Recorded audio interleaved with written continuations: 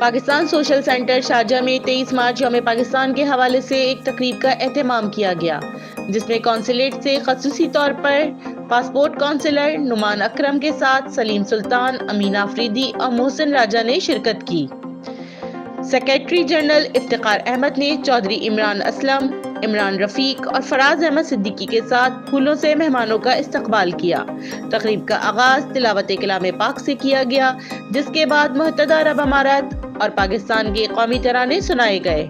जिसके बाद नन्हे मुन्ने बच्चों ने टैबलो पेश करके पुरानी यादों को ताज़ा किया और स्टूडेंट्स ने यौम पाकिस्तान के हवाले से तकरीरें करके हाजरीन से खूब दाद वसूल की।